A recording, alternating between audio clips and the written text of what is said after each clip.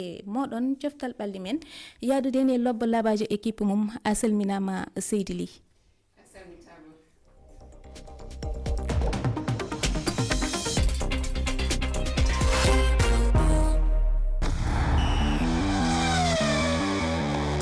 coftal ɓalli men Aissatou Ly. heeɗiɓe RFI fulfulde yewtere coftal ɓalli men on calminama on juurama on jaɓɓama no hanniri ni e haalirde moɗon RFI fulfulde kankone o weltanama Boly Ba alet hannde kaleten ko kabaru doggol fettiyankoɓe capanɗe tato hirodiroɓe suɓaɓe gam hebde ballon he kangue ndi mbuñari ndi fedde France foot rokkirta hitande kala fettoɓe ɓurɓe ñeñɗude e banggue europoli ɓen kirodirta hikka hol ɓurɗo hanɗude hen mamin gar ko yowiti ɗum ko wona ɗum mamin kal ko haɓɓodi e kawguel CHAN kawdire ñalade tatoɓere ɗe nde jokki hande joni joni mbiɗa sikki Angola ene fettituno e holɓen kadi Zambie ewa mamin gartu hen mamin gartu kadi kabaru hiiso kawguel Afrobasket rewɓe waɗatnode to Côte d'Ivoire Nigéria heeɓi desewal ngal e dow Mali tedduɓe ko ɗum woni toɓɓe men bisimilla. heedi e karallagal ngal ko Saliou Diawo kam e Malang Sonko ɓe beltanama min jaɓɓima kadi yaadiɓe men e yewtere nde Arouna Deme Mamadou Fall wondude e Yoro Mangara bisimilla mon noon. Aissatou min calminima min calmini kala hettiɓe en hannde. En calmini kala hettiyankoɓe Aissatou. Ewa Yoro anne a salminama. mi salminima Aissata mi salmini ɓe gonɗa studio ɓe mi juurimaɓe kamɓe fof. Ewa a weltanama mamin jokkodiri mi anda so tawi omon e ɓoggol ngol Mamadou Dionga Siba gollidiɗo e RFI to Guinée anne a salminama. A salminama Aissatou Ly mi salmini gollidiɓe RFI fof jonde RFI fulfulde. Ewa humpidde ko adi fof noon eɗen paye CHAN o e banggue Angleterre Crystal Palace heeɓi desewal Community Shield ko noon innirtede ko noon wiyete Community Shield nden ko Charity Shield wiyeteno joni noon inde nde changement ɗiɗi caggal. Ewa ɓe kawi Liverpool e fawpetta loggi tati ɗiɗi ko caggal noon de ɓe teldi ɗiɗi Ismaïla Sarr petowo Sénégal o tawaɗo toon to Crystal Palace loggi gotel. Kabaru CHAN gadortoɗen kawodire ñalaɗe tataɓere nde ne jokki hande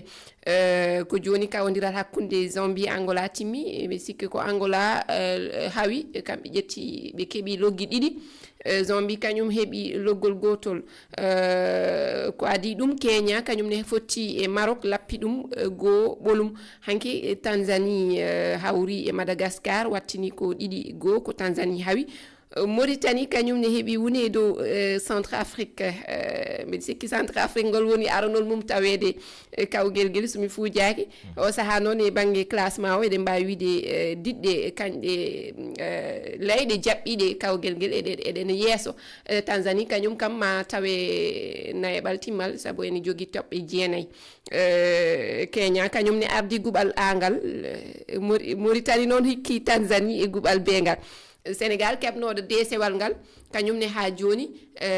kañum ardi guɓal D ene wayno tan eɗen mbawi wiide ɓe kolliri wakkilare e sagatagal kamɓe kañƴe leyɗe jaɓɓiɗe kawguel nguel ɗum woni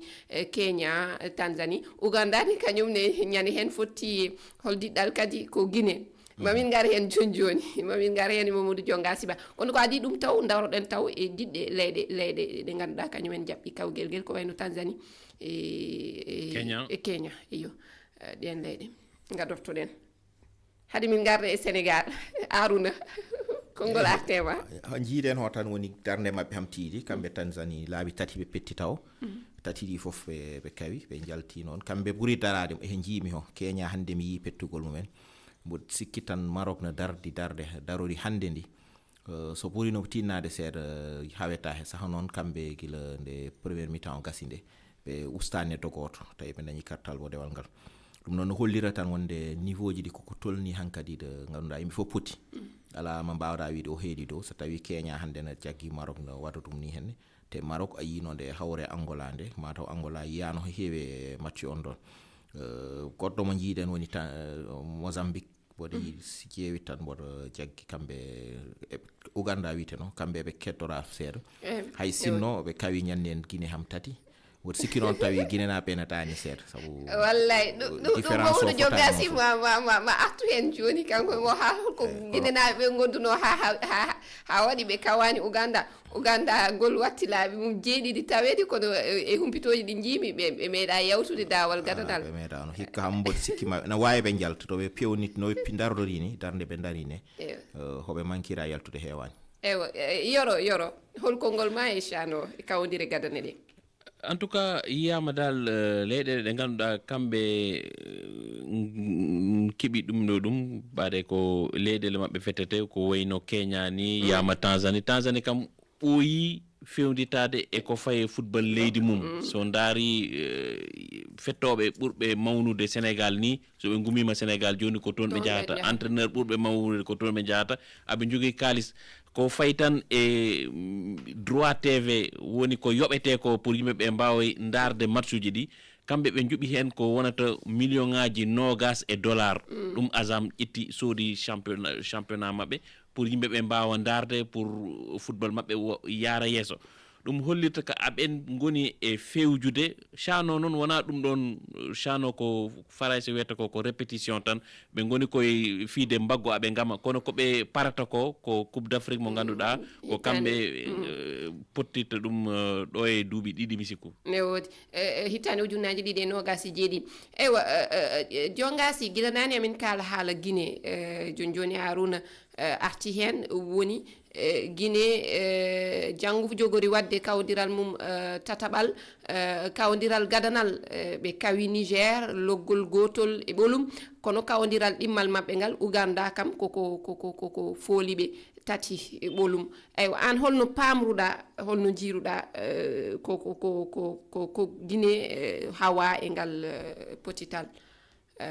jongasi aray ko noon woniri kadiatoli ko piiji tati hannayi woni ko pays la Guinée ko adi kon la Guinée championnat la Guinée on ni wonda e cembe donc andi o CHAN ko championnat ji ɗi leydi Afrique woni ko futtugol ɗo joni noon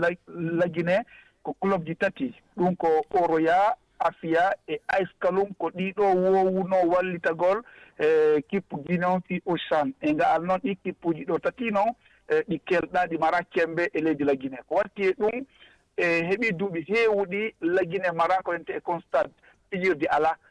joni noon ɓe fijoɓe ɗo fof anda bamboɓe ɗuuɗuɓe e nder fijirde e nder stade on mi anda so wattano ila stade on stade Nelson Mandela on hari himo heewiri wawofonde inde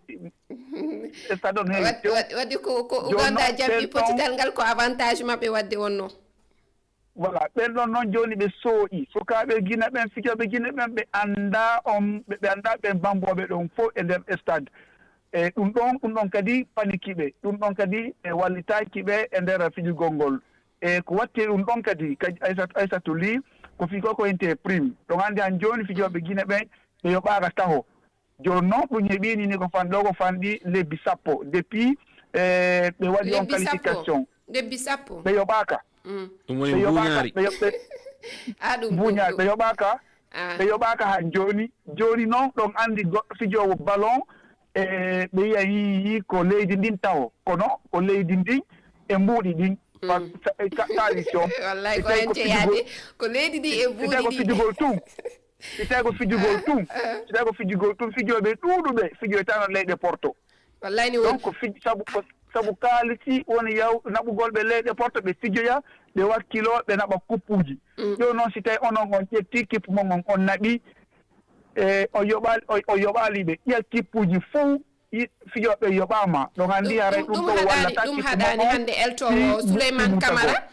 jongasi ɗum haɗani eltowo Souleymane Camara caggal nde Uganda hawi Guinée omo heddori ha joni ɗaminare mbaɗi aɗa sikki janggo kawdiral mabɓe e Afrique du Sud eɓe mbawi yaltude hen haɓe taw ena e ɓaltimman ɗon andi so daari koma wola ɗum koma o wola o tañƴira ɓiɓɓe Guinée kono so daari championnat leydi Sud Afrique e championnat leydi Guinée wona gotum saabu so ndaari ngal diɗɗal wiyetengal Mamelodi Sundowns fijongal hay coupe du monde club donc andi ko holno ɓe yaltiri koye hoore Karahan ɓe yaltirno e o coupe du monde club donc ɓen ɗo le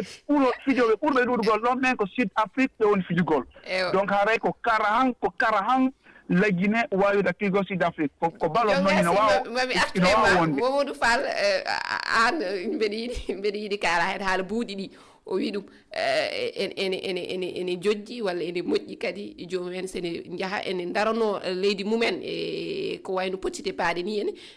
tawa jogaki caɗele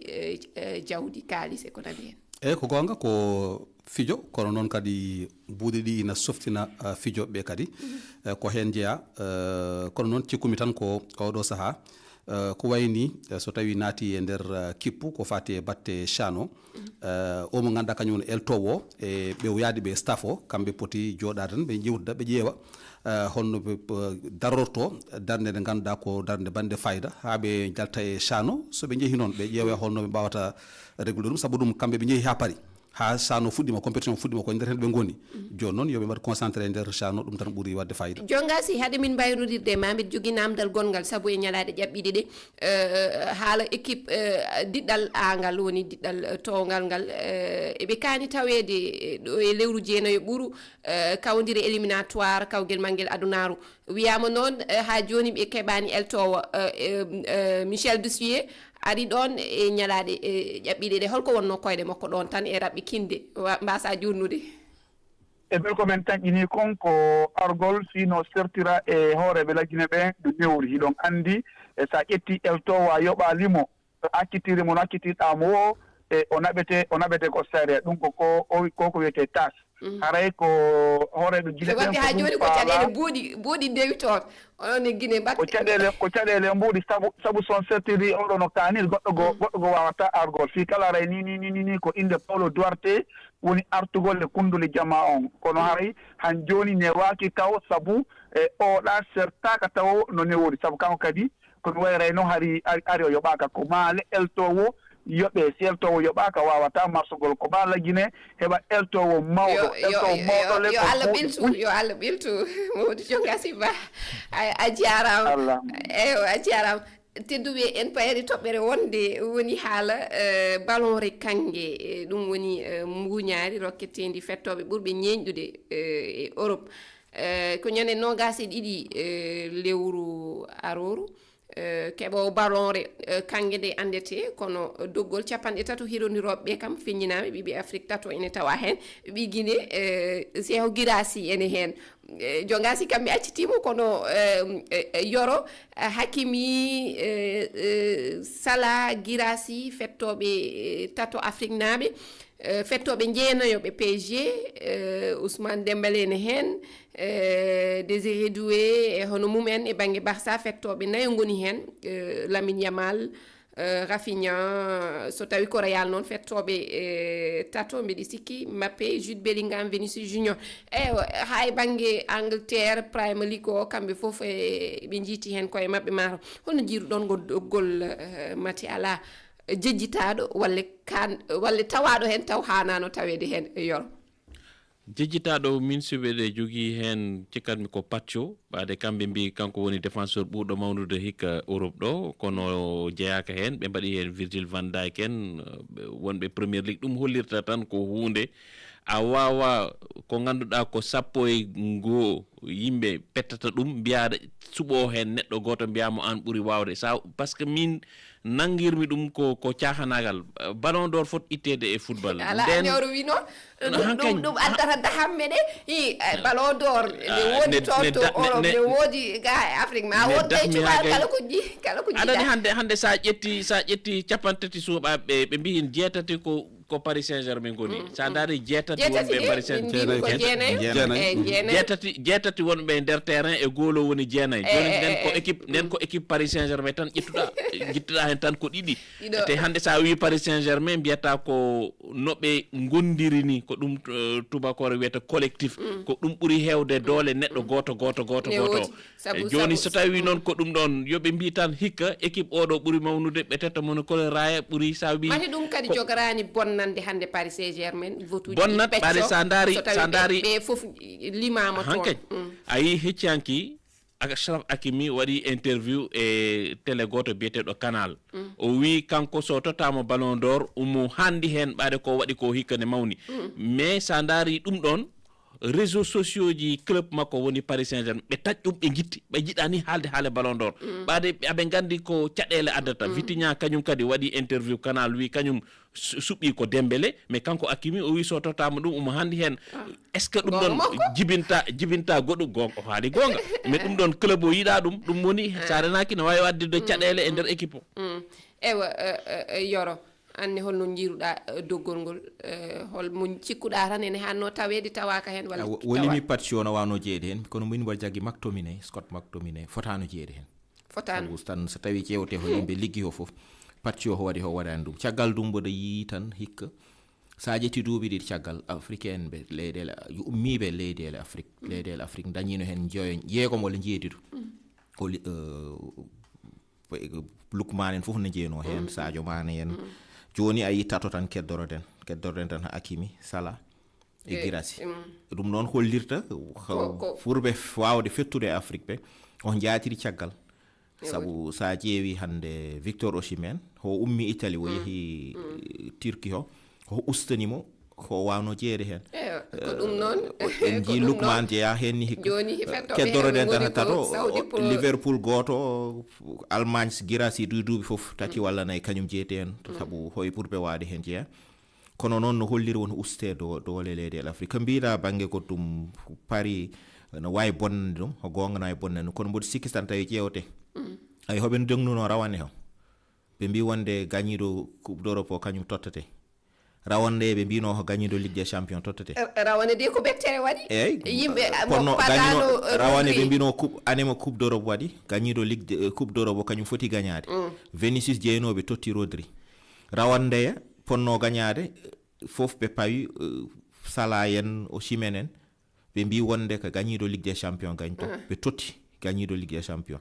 ɗum heptiɓe hikka ɗo ɓe goni ɗo ɓe mbawa totti goɗɗo wona Dembélé soɓe totti goɗɗo wona Dembélé wiye mataw hankadi Dembélé mataw ma yahdo asaman tellina koode nde wiye wawa dañde ɗum noon woni tampere ɓe dañi nde ho wiyo o yahono ko gonga Hakimi ho saabu Hakimi kala duuɓi ɗiɗi battididi kala gaña he ala hay médaille e Jeux olympiques dañi kono hatta ho défenseur te aɗa andi he wiite ho heedɓe yeesoɓe so darima tan heddiɓe so ndena caggal garta défenseur Mamadou Fall mata ɓettere wawa wadde hono rawane no waɗirno ni yimɓe fof padano hay goto fadano wona Rodri kono heeɓi ɗum hikka kadi yimɓe fof paadi mata ko Dembélé kono mata omo wawi wasde hebde ɗum Yamal hokke eyyi oɗo ballon d'or no suɓirte ni bettere na wonde walla ina wawi arde kala saaha saabu ɗum so wiyama ko yimɓe beddoto carteji mumen cuɓolngol noon aɗa wawi suɓde mo ganduɗa a jaggani ko kañum ɓuuri wawde fettude kono noon ko kañum jingganɗa ko goote ɗon noon won caɗele ɗe goote ɗe noon so wotama noon kala ɓurɗo hen hewde ko wotana ko on tottete ɗon mbuñare ndi wadde hankkadi ɗon noon hunde fof ina wawi hewde hen saabu ɗum sa ƴeewi so tawi ko batte fettugol tan e batte darde Dembélé ko waɗi hikka ko kanko foti tottede ballon d'or o woni ballon e kangue nde kono noon sa ƴeewi oɗo saaha kadi omo ganduɗa kañum woni no wiyeteno kadi Lamine Yamal hay wonɓe toon to France sa renaki Lamine Yamal poti ɓe gotanta saabu ɗum sa ƴeewi no débat ji ɗi mbaɗitani hande won hen France ɓiɓe France naɓe ɓe ganduɗa sa ƴeewi maɓɓe ko haasigi en voilà c'est ça ɗum woni yoro en garat han kadi yiyande toɓɓe heeɗiɓe ɓe saabu kamɓene eɓe jogui miijo mabɓe yewtere nde e toɓɓere ballon re kangue nde holkoɓe miiji hen ballon d'or jour uji africaine ɗi suɓaɓeɓe hay goto mabɓe heɓata kamɓe wondi ni koɓe cuwaraw ƴettude pellital africaine ƴetta e so ɗum wonno ko George Weah hay ɗum kamɓe melano kono ɗo jooɓe cuwaraw oɗo Drogba o wano ƴettude Samuel Eto'o wano ƴettude Mohamed Salah en wano ƴettude kono kamɓe jiiɗaɓe ƴetta affaire ballon d'or kam guila ham min kam cuuɗimi tan ha laaɓi coupe du monde 2010 e Robin on fonno ƴettude ɓe jeehi ɓe tottode ɗum Espagne kamɓe ga hen numdal hay seeɗa musidɗo mon dow wosi Diallo leydi Mauritanie mbiyaɗo hewindoroɓe Afrique naaɓe jaaɓe hen ɓe nan kam ñaguiɗen Allah tan ko yo lombo e Afrique naaɓe ko wayno Hamid Salah Asra Hakim Cheikh Guirassy yiɗande hoore mum añande bonno yaaɓe pour ene jaɓana ballon kañum e jiyen afrique ji en jiyen européen ji ene wayno jiyen aduna fof kadi feccere waɗande miɗiyaji en si ɓuɗum kala club presque yiyen hoore muɗum Arsenal en Real Madrid en Chelsea en Barcelone en Paris en Bayern en go fof yiyen hoore mum kono en jii kam ko ɓuri hewden ko Paris Saint-Germain kono min yiyandam kam en ɗemina Ousmane Dembélé mo ƴettu si ɓuɗum France naɓe koɓe jingoɓe e caggal kadi ko journaliste en ɓe gorata en ɗaminaki kam maɓe goran afrique ji yaaɓe toon ɓe tawa tan ɗum wonono Mohamed Salah Achraf Hakimi kañen seki Grèce ɓeɗo so ballon d'or africain lamdete e ballon d'or africain ko ɗon ɓe foti haalede haala muɗum saabu de ballon d'or européen ɗo andi en yiyay no ɓe wawi wadde fa ɓe heɓa ɗum inchallah Achraf Hakimi kañum ɓuuri ɗaminede inchallah tawete ɗum wonono le top 5 ballon d'or o Achraf Hakimi ɓiɗɗo africain aji no wawi tawede hen banggan airport ne holli ɗum wonono neɗɗo mo ɓurɗen ɗaminade wawi heɓde ndiɗon buñaari ballon d'or ko ɗum Ousmane Dembélé Lamine Yamal ko kañum jokkata hen e Allah ko sungoji inchallah e bettere no wawi wadde oɗo ballon d'or hen Lamine Yamal no wawi heɓde ɗum wonono oɗo ballon d'or e banggal golle muɗum ɗum kam hawani so Ouseyni Tall haali ɗum kanko jinganto ko Barça ɗum waɗi o fottata ko banggue makko wonko haali hawnaki hay sinno kam no wiyete noon ni fettoɓe Afrique naɓe tawa ƴettani muñari ni mataw maɓe tawe top 5 hawnaki yoro ala min kay top 3 o Achraf Hakimi yaltata hen min nangumi Ousmane Dembélé ko africain ɓade bamma ko yumma ko foof jeeya ko hakkude Sénégal e Mauritanie nden voilà et puis ko ɓe kaaloɓe ɗemgal ngal mbeɗa andi yumma ko no fewi hay Yamal hage africain marocain Yamal ko marocain africain e olisi en fof hontuɓe tan africain en perdaɓe tan enen tan de hikka kam ballon d'or ko enen jeeyi ko enen jeeyi wadde yen ɗamino ñande nogas e ɗiɗi dewɗu bara Dembélé Yamal Hakimi Dembélé Yamal Hakimi walla Dembélé Hakimi Yamal yo Allah won ballo tedduɓe timmi hade min waynodirde noon maro e gartare kabaru Afrobasket rewɓe woni kawguel Fuku Cenglel rewɓe waɗanno to Côte d'Ivoire ko Nigéria noon heeɓi desewal ngal yeeso Mali ɓe keeɓi ɓe ngol woni mbeɗi sikki lawol joyobol mabɓe eɓe keeɓa desewal ngal fijoɓe ɓe kolliri mbawka en kaalino haala majjum eɗen mbawi wiide kadi kanko mate ko eltowo mabɓe o kanko goto woni debbo janoɗo to Afrobasket ngol watti laaɓi ɗiɗi omo reggodiri omo heɓa desewal ngal mbare hande ko mbawka makko kanko mbawka fettoɓe hirodiroɓe fijoɓe ɓe ko nandi hande mi sikku hayso tawi ko an totta équipe wa gañoɗo weddotoɓe tan mbawi Nigéria ne waɓi mi wonmo jewtitmi o wi Nigéria diɗɗal ngal woni koye fin de cycle hankkadi no wuuri ɓe keɓata duuɓi joyi eɓe deggodiri eɓe kawa te hikka yimɓe mbiyanno hikka ɓurte muusde mabɓe gotol ɓe mbi no wuuri ɓe keɓata ɓe kawre Sénégal muusde mabɓe heddi o foof no weeɓi no feewi ayi mboɗo sikki tan ɗo e duuɓi 4 walla 5 paadi hadi mo wuure mo wurti fof so rena he Nigéria haadi jettata wadde joni de ɓe ketto Sénégal mbeɗa wawi wiide mataw Nigéria kañum ɓuuri wadde efficacité jogade efficacité saabu kamɓe koɓe tawa ɓe deggodiri laabi 5 eɓe keeɓa laabi 5 gila 2017 Sénégal 11 haawi kamɓe jaare kamɓe Sénégal tawa e ɗum ɗo ɗum e fijo ngo ko Sénégal ɓuuri hewde ko tawa ɗum Nigéria kañum tawa koko heewi kono heeɓi laaɓi 5 reggondirɗi quoi comme kal ko mbaɗi ko Sénégal waɗan ɗum ɓe deggondir laabi 5 Sénégal nde reggondirde laabi tati tan waɗi tati tan waɗno ewa mataw ɗum ɗon Sénégal Fuku Cenglel muɗum woni koye yatirde caggal en kaalino ɗum mi andas tawi woni keɓ haalde haala fof mon si ala koye oɗo wi noon yoro haala fijoɓe ko wayno Sierra Dilar Sika Kone mo Mali on en jii ɓe jeehi ha ɗiɗaɓal timmal jaafo ɗon ɓe keɓani desewal ngal kono kanko pettowo o waɗi sacrifice mawɗo saabu o acci to ɗum ɗo makko contrat makko waɗama suspend ko ɗum ngal potital saabi walla kawgel ngel saabi hande o dañi caɗele kono hay sinno signini mbeɗe sikki e leydi wondi holno jiiruɗon ɗum tan e konngol mon gotol tan wasa juutde ko noon basket wayi ɓaade ko affaire assurance ji maɓɓe ɗi addi ɗum ɗon ko noon wayi worɓe ɓe rewɓe fof aɗa andi règlement ji ɓe jogii ɗi FIBA hanki no jooɗi foti dartade ƴewta hoore mum sénégal na jibinaɗo france wiye wona fara sénégal najo france jeeya wontama waɗe naturalisé yimɓe fof ne jahat gaddo e américaine en jii qatar nani coupe du monde o équipe qatar o ala hen jeeyaɗo qatar eywa tedduɓe ene wayno gasi ha laawi sali diawo nanni jingal muɗum ko wiide on tan afo basket worɓe ɓene ma fuɗɗo ñande 12 ɓaawo janngo to Angola ɗum noon mamin gartu hen e jewte men garoje on jettama heɗugol mon loggol min jetti heɗɓe karallagal ngal min jetti hoɓɓe men on tottama aadi ha saaha goɗɗo on jarama